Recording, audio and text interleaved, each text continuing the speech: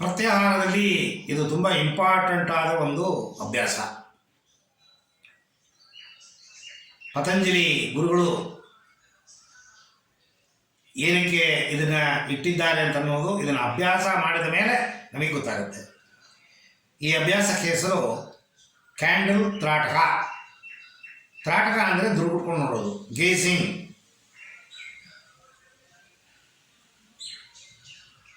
ನಾವು ಯಾವ ಒಂದು ಕೆಲಸವನ್ನು ಮಾಡ್ತೀವಿ ಆ ಕೆಲಸದಲ್ಲಿ ಏಕಾಗ್ರತೆ ಇದ್ದರೆ ಮಾತ್ರ ಕ್ವಾಲಿಟೇಟಿವ್, ಪ್ರೊಡಕ್ಟಿವ್ ಎರಡೂ ಇರುತ್ತೆ.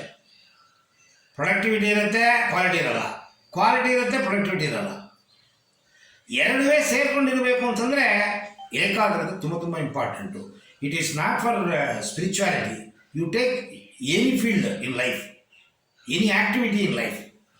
ಕಾರ್ ಬಿಡೋದರಿಂದ ಹಿಡಿದು, ಕಂಪ್ಯೂಟರ್ ಆಪರೇಟ್ ಮಾಡೋದರಿಂದ ಹಿಡಿದು, ಸ್ಕೂಲಲ್ಲಿ ಒಬ್ಬನಿಗೆ ಪಾಠ ಮಾಡೋದರಿಂದ ಹಿಡಿದು, ಯಾವ ಕೆಲಸ ಅಡಿಗೆ ಮನೆಯಲ್ಲಿ ಅಡಿಗೆ ಮಾಡೋದರಿಂದ ಹಿಡಿದು ಎ ಟು ಝೆಡ್ ಮನುಷ್ಯನ ಚಟುವಟಿಕೆ ಪ್ರತಿಯೊಂದಕ್ಕೂ ಭಾಳ ಇಂಪಾರ್ಟೆಂಟು ಕಾನ್ಸಂಟ್ರೇಷನ್ನು. ಈ ಕ್ಯಾಂಡಲ್ ತ್ರಾಟಕ ಇದು ಮಾಡೋದ್ರಿಂದ ಏನು ಉಪಯೋಗ ಅಂತಂದರೆ, ಫಸ್ಟು ನಿಮ್ಮ ಮನಸ್ಸು ಒಂದು ಸ್ಟೆಬಿಲೈಸ್ ಆಗುತ್ತೆ, ಥಾಟ್ ಪ್ರಾಸೆಸ್ಸು ಕಂಪ್ಲೀಟಾಗಿ ಸ್ಟಾಪ್ ಆಗುತ್ತೆ, ಶಾಂತಿ ಆಗುತ್ತೆ ಮನಸ್ಸು. There will be no thought.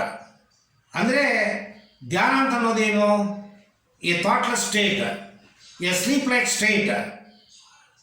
A thoughtless sleepless state is called meditation. Oneness of body and mind, soul, ಅದು ಇದರಲ್ಲಿ ಆಗುತ್ತೆ. ಈ ಖಾಲಿ ಇದು ಒಂದನ್ನು ನೀವು ಅಭ್ಯಾಸ ಮಾಡಿದ್ರು ಕೂಡ ಮೂರನೇ ಕಣ್ಣು ಓಪನ್ ಆಗುತ್ತೆ. ಆದರೆ ಪತಂಜಲಿಗೆ ದ್ರೋಹ, ನಮಗೆ ದ್ರೋಹ. 8 ಮೆಟ್ಟಿಲಲ್ಲಿ ಇದು ಒಂದು ಮೆಟ್ಟಿಲು. ಎಲ್ಲ ಮೆಟ್ಟಿಲಲ್ಲೂ ಅಭ್ಯಾಸ ಮಾಡಬೇಕು. ಮೂರನೇ ಕಣ್ಣು ತಪ್ಪಾಗಿ ಓಪನ್ ಆಗುತ್ತೆ ಇದು ಒಂದನ್ನೇ ಮಾಡಿದ್ರೆ. ಬಟ್ ಇದು ಒಂದು ಧ್ಯಾನ. ಎಲ್ಲ ಕಣ್ಣು ಮುಚ್ಚಿಕೊಂಡು ಧ್ಯಾನ ಮಾಡ್ತೀವಿ, ಇದು ಕಣ್ಣು ಥರದ ಧ್ಯಾನ. ಇದು ಮಾಡಬೇಕು ಅಂತಂದರೆ ಫಸ್ಟು ಒಂದು ಸೆಪರೇಟಾದ ಕೊಠಡಿ, ಯಾರ ತೊಂದರೆ ಇಲ್ಲದೆ, ಗಲಾಟೆ ಇಲ್ಲದೆ, ನಿಶಬ್ದವಾಗಿರುವ ಒಂದು ಜಾಗ, ಯಾವ ಡಿಸ್ಟರ್ಬೆನ್ಸ್ ಇರಬಾರ್ದು.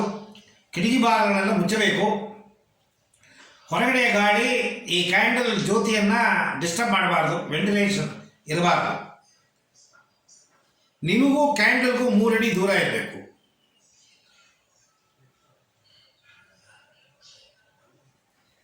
Three feet distance.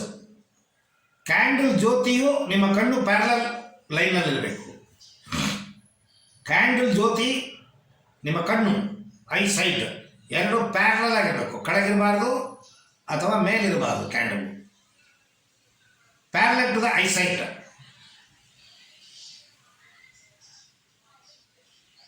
ಇದು ಈಗ ಕೈಯಲ್ಲಿ ಇಟ್ಕೊಂಡಿದ್ದೀನಿ ನಾನು, ಯಾಕಂದರೆ ಇದು ಜಾಗ ಕರೆಕ್ಟ್ ಇಲ್ಲ. ಟೇಬಲ್ ಮೇಲೆ ಇಟ್ಟರೆ ಕಳಗೊಟ್ಟೋಗುತ್ತೆ. ಇದಕ್ಕೆ ಏನಾದರೂ ಒಂದು ಡಬ್ಬ ರೆಡಿ ಮಾಡಿ ಡಬ್ಬ ಮೇಲೆ ಇಟ್ಕೊಳ್ಳಿ. Parallel to the I site. Stool, ಡಬ್ಬ ಯಾವುದಾರೊಂದು. ಏನು ನೋಡ್ತಾ ಇದ್ದೀರಾ? ಏನು ಕಾಣುತ್ತೆ?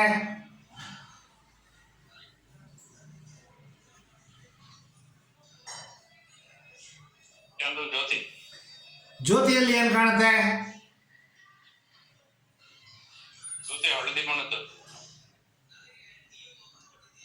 ಬರೀ ಹಳದಿ ಬಣ್ಣ ಮಾತ್ರ ಕಾಣ್ತಿದ್ಯಾ?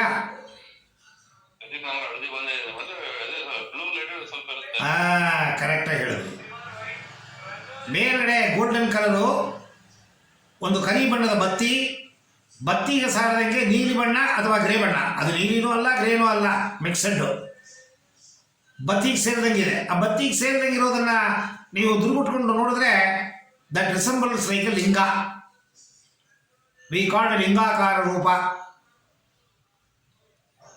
ಆ ಲಿಂಗಾಕಾರ ರೂಪವನ್ನು ನೀವು ದುರ್ಗುಟ್ಕೊಂಡು ಕಣ್ಣಿಬಿಟ್ಟದೆ ನೋಡಬೇಕು. ಮೇಲ್ಗಡೆ ಇರೋ ಹಳದಿ ಬಣ್ಣ, ಗೋಲ್ಡನ್ ಕಲರ್ ನೋಡಬಾರ್ದು. ಆ ಲಿಂಗಾಕಾರ ರೂಪವನ್ನು ದೃಷ್ಟಿ ಇಟ್ಟು ನೋಡಿದಾಗ, ಕಣ್ಣಿನ ಬಿಡುಗಡೆ ನೋಡಿದಾಗ ನಿಮ್ಮ ಕಾನ್ಸಂಟ್ರೇಷನ್ ಎಷ್ಟಿದೆ, ನಿಮ್ಮ concentration capacity 5 second, 10 second, 20 second ಆದ ಮೇಲೆ ನೀವು ವಾಲಂಟಿಯರ್ ಆಗಿ ನೋಡೋಕ್ಕೆ ಶುರು ಮಾಡಿದಾಗ ಕಣ್ಣಲ್ಲಿ ಉರಿ ಬರುತ್ತೆ. ಕಣ್ಣಲ್ಲಿ ನೀರು ಬರುತ್ತೆ, ಕಣ್ಣು ನೋವಾಗುತ್ತೆ. ಮೂರು ಬರಬೇಕು ಅಂತಿಲ್ಲ. ಯಾವ ಒಂದು ಘಟನೆ ನಿಮಗೆ ಫಸ್ಟ್ ನಡೆದರೂ ಕೂಡ ಕಣ್ಣಿಗೆ ವಿಶ್ರಾಂತಿ ಕೊಡಬೇಕು. ಯಾಕೆ? ಕಣ್ಣಲ್ಲಿ ಸಣ್ಣ ಪುಟ್ಟ ನರಗಳು, ಮೈಕ್ರೋ ನರ್ವ್ಸ್,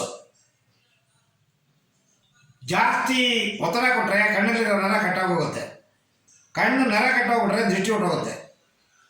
ಎಷ್ಟು ಉಪಯೋಗಕರ ಅಟ್ಟಿ ಡೇಂಜರು. ಅದರಿಂದ ನೀವು ರೆಸ್ಟ್ ಕೊಡಬೇಕು. ಕಣ್ಣಲ್ಲಿ ಉರಿ ಬಂದರೆ, ಕಣ್ಣಲ್ಲಿ ನೀರು ಬಂದರೆ ಅಥವಾ ಕಣ್ಣು ನೋವಾದರೆ ತಕ್ಷಣ ಕಣ್ಣು ಮುಚ್ಚಿಕೊಂಡು ಒಂದು 25 ಸೆಕೆಂಡು ಕಣ್ಣಿಗೆ ವಿಶ್ರಾಂತಿ ಕೊಡಬೇಕು.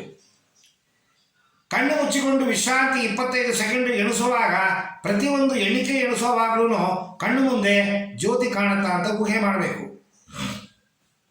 ನಂಬರ್ 1 ಜ್ಯೋತಿ ಕಾಣುತ್ತಾ ಇಲ್ಲ. ನಂಬರ್ 2 ಜ್ಯೋತಿ ಕಾಣುತ್ತಾ ಇಲ್ಲ. ಶುರುವಿನಲ್ಲಿ ಜ್ಯೋತಿ ಕಾಣೋದಿಲ್ಲ. ಜ್ಯೋತಿ ಕಂಡರೂ ಕಾಣದೆ ಹೋದರೂ ಪರವಾಗಿಲ್ಲ, ಕೌಂಟಿಂಗ್ ನಿಲ್ಲಿಸಬಾರದು.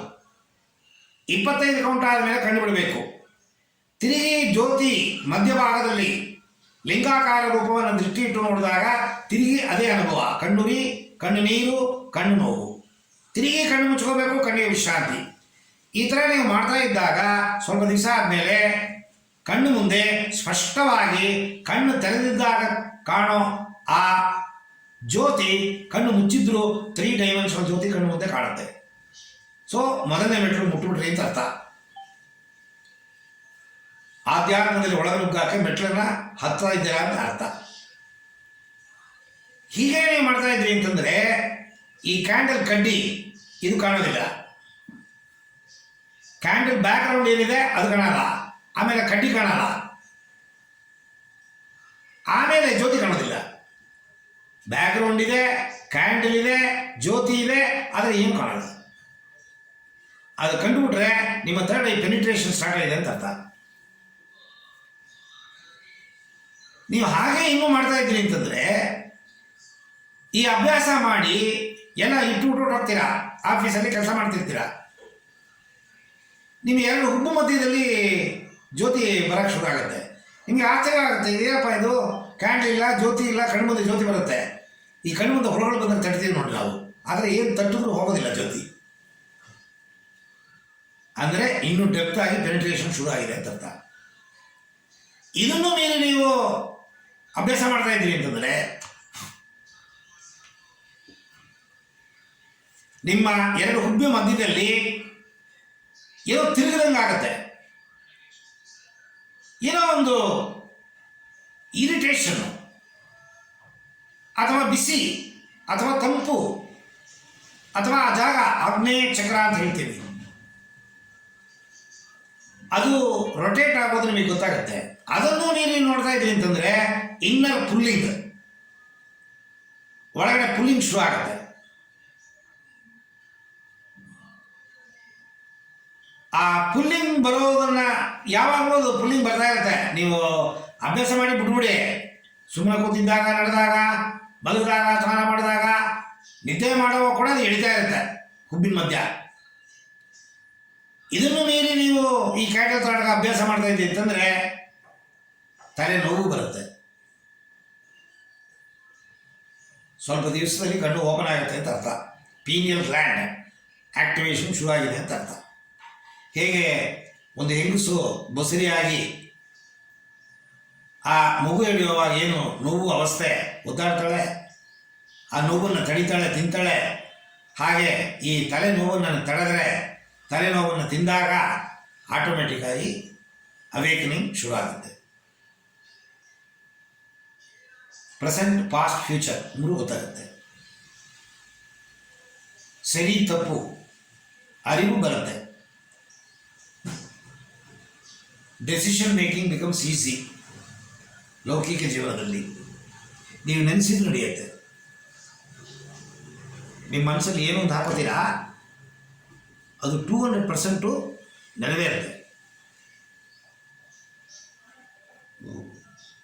ಇದು ಆ್ಯಕ್ಚುಲಾಗಿ ಪ್ರತ್ಯಾಹಾರದಲ್ಲಿ ಕಾನ್ಸಂಟ್ರೇಷನ್ ಒಂದು ಸಬ್ಜೆಕ್ಟು. ಬಟ್ ಅದನ್ನು ಮಾಡೋಕ್ಕೆ ಹೋದ್ರೆ 3 ಕಣ್ಣು ಓಪನ್ ಆಗುತ್ತೆ. ಆದರೆ ಈ ಕೆಳಗಿರೋ ಈ ಪಾಯಿಂಟ್ಗಳನ್ನೆಲ್ಲ ಬಿಟ್ಬಿಟ್ಟು ಡೈರೆಕ್ಟಾಗಿ ಕ್ಯಾಂಡಲ್ ನಾಟಕ ಮಾಡಿ ಕಣ್ಣನ್ನು ಓಪನ್ ಮಾಡ್ತೀವಿ ಅಂದರೆ ಸಿಗಾಕೊಂಡ್ಬಿಡ್ತೀವಿ. MBBS ಬುಕ್ ಸಿಕ್ಕಿದೆ ಅಂತ I cannot become A doctor. ನಂಗೆ ನಾಲೆಡ್ಜ್ ಬಂದ್ಬಿಟ್ಟಿದೆ ಅಂತ ನಾನು ಮಾಡೋಕ್ಕಾಗತ್ತೆ, ಯೋಗ್ಯತೆ ಇದೆ, ನಂಗೆ ಕಾನ್ಸಂಟ್ರೇಷನ್ ಇದೆ, ಧ್ಯಾನ ಮಾಡ್ತೀನಿ. ನೋ ನೋ, ಮೆಟ್ಲೆ ಹತ್ತಬೇಕು. ಊಟದ ವ್ಯವಸ್ಥೆಯಿಂದ ಹಿಡಿದು ಪ್ರತಿಯೊಂದನ್ನು ನೀವು ಶಿಸ್ತಾಗಿ ಅಭ್ಯಾಸ ಮಾಡಿದ್ರೆ ಮಾತ್ರ ಇದು ಸ್ಟೆಬಿಲೈಸ್. ಈ ಸ್ಟೆಬಿಲಿಟಿ ಬರಬೇಕು ಅಂದರೆ ಮೆಟ್ಲೆ ಹತ್ತಬೇಕು.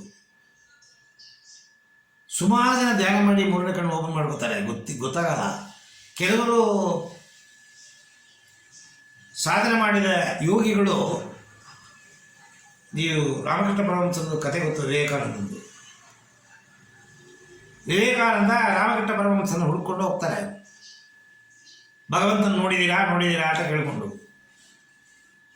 ತೋರ್ಸೋಕ್ಕಾಗತ್ತೆ ನಿಮ್ಮಿಂದ ಅಂತಾರೆ. ತೋರಿಸ್ತೀನಿ ಅಂತಾರೆ. ಬಾ ಕೂತ್ಕೋ ಅಂತಾರೆ. ಕೂತ್ಕೊಂತಾರೆ, ಕೈ ಇಡ್ತಾರೆ ತಲೆ ಮೇಲೆ. ಅಯ್ಯೋ, 10,000 ವಾಟ್ಸ್ ಪವರು ಮೈ ಒಳಗೆ ಹೋದಂಗೆ ಆಗೋಗುತ್ತೆ ಅವನಿಗೆ. ಪ್ರಜ್ಞೆ ಕಾನ್ಷಿಯಸ್ ಹೊರಟೋಗುತ್ತೆ. ಒಂಥರ 15-20 ದಿವಸ ಅವನಿಗೆ ಹಳೆಯ ಸ್ಥಿತಿ ಬರೋದೇ ಇಲ್ಲ. ಇದು ಆಧ್ಯಾತ್ಮ ಸಾಧನೆ ಮಾಡಿ ಒಬ್ಬ ಯೋಗಿ ತನ್ನಲ್ಲಿರುವ ಶಕ್ತಿಯನ್ನು ಪ್ರಯೋಗ ಮಾಡಿ ಯಾರಿಗೆ ಬೇಕಾದ್ರೂ ಕುಂಡಲಿನಿ ಓಪನ್ ಮಾಡ್ಬೋದು, ಉಪಯೋಗ ಇಲ್ಲ. ಮೊನ್ನೆ ಈ ನೀಟ್ ಕ್ವಶನ್ ಪೇಪರ್ ಲೀಕ್ ಆಯ್ತಲ್ಲ, ಕಷ್ಟ ಬಿದ್ದು ಓದಿ ಪಾಸ್ ಮಾಡೋದಕ್ಕೂ ನೀವು ಏನೋ ಒಂದು ಯಾವುದೋ ಒಂದು ಇಟ್ಕೊಂಡ್ಬಿಟ್ಟು ಅದನ್ನ ಇಟ್ಕೊಂಡು ನಾನು ಮಾಡ್ತೀನಿ ಅಂತ ಅನ್ನೋದು ವ್ಯತ್ಯಾಸ ಇದೆ. ಈ ಮೆಟ್ಲು ಹತ್ತೋದಲ್ಲಿರೋ ಒಂದು ಸ್ಟೆಬಿಲಿಟಿ 6% ಯಾವಾಗ ಬಂದ್ಬಿಟ್ಟು ಶಕ್ತಿಪಾತ ಅಂತಾರೆ ಕುಂಡಲಿನಿ. ನಾರ್ತ್ ಇಂಡಿಯಾ ಬೇಕಾಗಿ ನಡೆಯುತ್ತದು, ಅಲ್ಲ ಮಾಡ್ಕೋಬಾರ್ದು. ಯಾತಕ್ಕೆ ಸಾಧನೆ ಅಂತಾರೆ ಅಂದರೆ, ಫಸ್ಟು ಅರಿವು, ಕಾನ್ಷಿಯಸ್ ಪ್ಯೂರಿಟಿ ಆಗಬೇಕು. ಕಾನ್ಷಿಯಸ್ ಪ್ಯೂರಿಟಿ ಆದಮೇಲೆ ಮಾತ್ರ ನಿಮಗೆ ಮುಂದೆ ಹೋಗೋದಕ್ಕೆ ಅವಕಾಶ. ಕಾನ್ಷಿಯಸ್ ಪ್ಯೂರಿಟಿ ಇಲ್ಲದೇ ಓಪನ್ ಆಗುತ್ತೆ, ಕುಂಡಲಿನಿ ಹೊರ ಬರುತ್ತೆ. ಲಕ್ಷಗಟ್ಟಲೆ ಜನಗಳಿಗೆ ಕುಂಡಲಿನಿ ಓಪನ್ ಆಗಿದೆ ಇದ್ದಾರೆ ಇವಾಗಲೂ, ಉಪಯೋಗವಿಲ್ಲ. ಮನೆ ಬಾಗಿಲು ತೆಗೆದ್ರೆ ಒಳಗೋಗ್ಬೇಕು. ಬಾಗಿಲು ಯಾಕೆ ತೆಗಿಬೇಕು? ಒಳಗಿರೋ ಹೊರ ಬರಬೇಕು, ಅಥವಾ ಹೊರಗಿರೋ ಒಳಗೋಗ್ಬೇಕು. ಇಲ್ಲಿ ಕುಂಡಲಿನಿ ಬಾಗಿಲು ತೆಗೆದುಬಿಡ್ತು, ಯಾತಕ್ಕೆ? ಈ ಮೈಯೆಲ್ಲ ಓಡಾಡಕ್ಕ, ಅದು ಹೊರಗೋಗ್ಬೇಕು. ಇಲ್ಲಾಂದರೆ ಅದು ಅದರ ಪಾಟಿಗೆ ಅದು ಕೂತಿದೆ, ಜಾಗ ಕೆಳಗಡೆ ಕೂತಿದೆ, ನಿದ್ದೆ ಮಾಡ್ತಾ ಇದೆ, ಬಿಟ್ಬಿಡಿ. ಅದನ್ನು ಎಬ್ಬಿಸೋದಂತೆ, ಆದರೆ ನನಗೆ ದೇವರ ಹತ್ರ ಕಳಿಸಲ್ವಂತೆ. ಈ ಯಾವ ನ್ಯಾಯ ಗೊತ್ತಿಲ್ಲ. ಸೊ ಕ್ರಮಬದ್ಧವಾಗಿ ಮಾಡಿದ್ರೆ ಮಾತ್ರ, ಕಾನ್ಷಿಯಸ್ ಪ್ಯೂರಿಫೈ ಆದರೆ ಮಾತ್ರ, ಅಹಂಕಾರ ಅಡಗಿದ್ರೆ ಮಾತ್ರ ಕುಂಡಲಿನಿ ದೇಹನ ಬಿಟ್ಟು ಹೊರಗೋಗುತ್ತೆ, ಇಲ್ಲದ್ರೆ ಹೋಗಲ್ಲ. ಸೊ ಕಾನ್ಷಿಯಸ್ ಪ್ಯೂರಿಟಿ ಇದೆಲ್ಲ ಅಭ್ಯಾಸ ಮಾಡಬೇಕು ನಾವು.